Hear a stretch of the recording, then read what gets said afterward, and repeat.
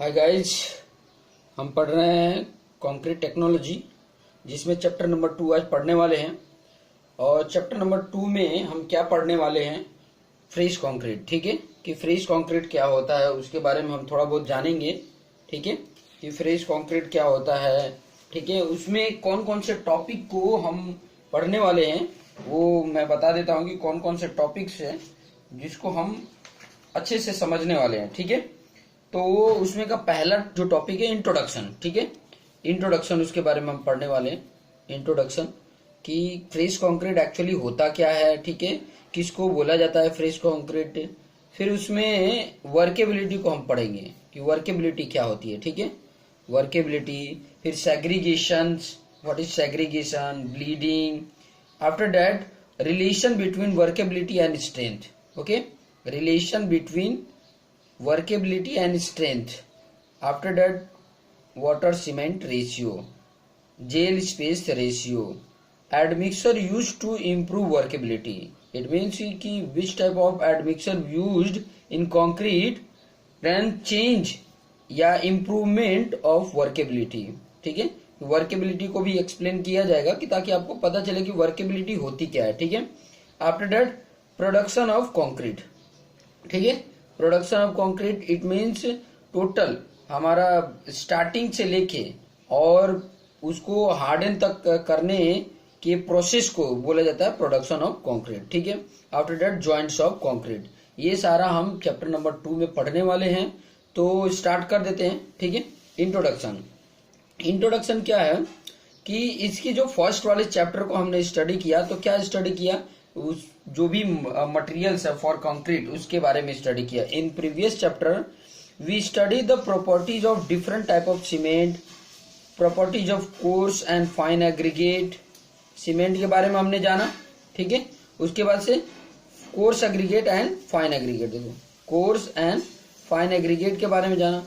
And quality of mixing water, कि कैसा water होना चाहिए उसकी क्वालिटी के बारे में इसके जस्ट प्रीवियस चैप्टर में पढ़ा। ठीक है, और इस चैप्टर में हम क्या पढ़ने वाले हैं, in this chapter we will study one more aspect for deciding the water cement ratio, that is workability of concrete. Workability of concrete के बारे में यहाँ पे हम पढ़ने वाले हैं। ठीक है, तो एक एक पॉइंट को धीरे धीरे हम पढ़ते जाते हैं। ठीक है, तो उसमें पहला जो पॉइंट है वो वर्केबिलिटी है। ठीक है, पहले तो और भी फ्रेश कंक्रीट के बारे में मैं थोड़ा सा बता देता हूँ कि फ्रेश कंक्रीट उसे बोला जाता है जो जस्ट हम मटेरियल को मिक्स करके और बनाते हैं एज ए प्लास्टिक, प्लास्टिसिटी के संपर्क में रहता है, जैसे कि उसे कोई भी शेप या साइज दे सकते हैं। ऐसे टाइप के मटेरियल जो कंक्रीट बना हुआ है उसी को बोला जाता है फ्रेश कंक्रीट। ठीक है, जो इस कंडीशन में है कि उसे कोई भी शेप दिया जा सके। ठीक है, उस टाइप के मटेरियल को क्या बोला जाता है, फ्रेश। उस प्रकार के कंक्रीट को फ्रेश कंक्रीट बोलते हैं। ठीक है, समझ में आ रहा है, एक एक पॉइंट ऐसे पॉइंट को एक्सप्लेन करते जाएंगे। ठीक है, और भी क्या बोल सकते हैं, फ्रेश कंक्रीट उसको प्लास्टिक कंक्रीट भी बोल देते हैं। प्लास्टिक कंक्रीट उसको बोले, प्लास्टिक क्या होता है कि जिसको कोई भी रूप दिया जा सके। ठीक है, तो प्लास्टिक कंक्रीट मतलब ऐसा कंक्रीट जिसको कोई भी रूप दिया जा सके, कोई भी फॉर्म दिया जा सके, ऐसे कंक्रीट को बोला जाता है फ्रेश कंक्रीट। ठीक है, अभी इसको ये जो एग्रीगेट है, ठीक है, सॉरी, जितने भी ये मतलब आगे पढ़ने वाले हैं उसमें मेन फैक्टर जो है वो है वर्केबिलिटी। ठीक है, वर्केबिलिटी के बारे में हम थोड़ा सा अच्छे से पढ़ेंगे। तो वर्केबिलिटी होती क्या है पहले तो ये जान लें। ठीक है, तो वर्केबिलिटी क्या होती है, it is defined as the ease with which it can mix, transported and place in position in a homogeneous state. ठीक है, एक बार और रिपीट करा देते हैं। It is defined as the ease with which it can mix, transported and place in position in a homogeneous state. It means ये कहना चाहता है कि जो हमारा फ्रेश कंक्रीट है उसको इजिली, जो भी हम कंक्रीट बनाने वाले हैं उसको इजिली मिक्स कर सके, इजिली ट्रांसपोर्ट कर सके एंड प्लेस कर सके, उससे बोला जाता है, ये आसानी से कर सके, उससे बोला जाता है वर्केबिलिटी। ठीक है, समझ में आ रहा है वर्केबिलिटी। उसके बाद से हम फैक्टर अफेक्टिंग पढ़ेंगे, ठीक है, कि कैसे वर्केबिलिटी अफेक्ट करता है, कौन कौन से फैक्टर है जो वर्केबिलिटी को इफेक्ट करते हैं। वो है वाटर कंटेंट, ठीक है। अब वाटर कंटेंट कैसे कर रहा है उसके बारे में बता रहा हूं अभी मैं।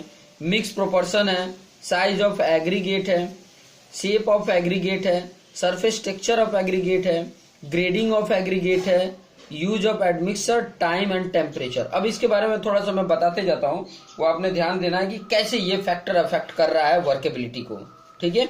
वर्केबिलिटी के लिए कैसे फैक्टर अफेक्ट कर रहा है तो उसके बारे में मैं बताते जाता हूं। देखो पहला क्या है, वाटर कंटेंट। तो वाटर कंटेंट के लिए हमने क्या पढ़ा है कि वाटर कंटेंट अगर ज्यादा मात्रा में है तो सही में बोलेंगे कि मतलब उसकी वर्केबिलिटी इंक्रीज हो रही है, इजिली मतलब फ्लो हो जाएगा ना। ज्यादा लिक्विडिटी रहेगा तो फ्लो होगा, बट ज्यादा लिक्विडिटी हम करेंगे तो स्ट्रेंथ नहीं मिलेगी, ठीक है। तो हमें तो वो भी ध्यान में रखना है कि मेरा वर्केबल भी हो एंड स्ट्रेंथ भी गेन करता हो, ठीक है। तो हमने उस प्रकार से रखना है कि जिससे मेरा वर्केबिलिटी भी अच्छी हो, वैसा वाटर कंटेंट उसमें रखना है कि वर्केबिलिटी भी अच्छी हो और स्ट्रेंथ भी दे सके, ठीक है। Workability of any mix mainly depend upon the quantity of water added into the mix. Water play a role of lubricant in fresh concrete. अब देखो जैसे जैसे इंक्रीज वाटर कंटेंट इंक्रीज करते हैं तो क्या होता है, वर्केबिलिटी इंक्रीज होती है, बट उसके अपोजिट में देखा जाए कि सेग्रीगेशन या ब्लीडिंग होने के चांसेस होते हैं। आगे हम पढ़ेंगे कि सेग्रीगेशन क्या होता है, ब्लीडिंग क्या होता है। Higher content will be result in more serious problem, shrinkage and creep of harden concrete. ये श्रिंकेज एंड क्रीप के भी हार्डन कंक्रीट में प्रॉब्लम्स आ सकते हैं, ठीक है।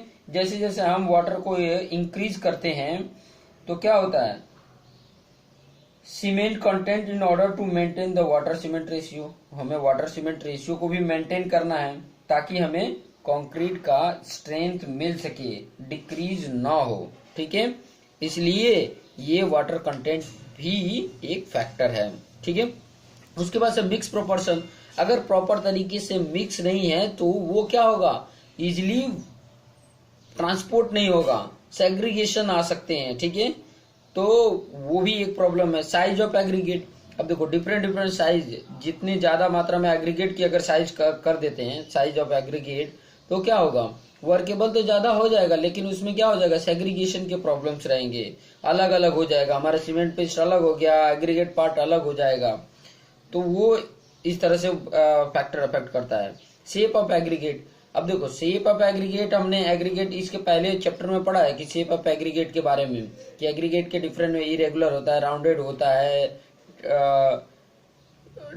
एंगुलर होता है, फिर फ्लैकीनेस होता है, इलोंगेटेड होता है।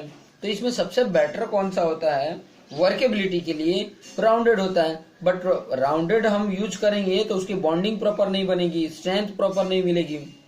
तो हमें उस प्रकार से एग्रीगेट शेप प्रोवाइड करना है जिससे workability and strength both are required, both are मिल सके, ठीक है। सरफेस टेक्सचर ऑफ एग्रीगेट, ठीक है, कि उसका सरफेस कैसा है, रफली है, स्मूथ है, तो ये भी एक फैक्टर अफेक्ट करता है। अगर स्मूथ होगा तो वर्केबल होगा, ठीक है।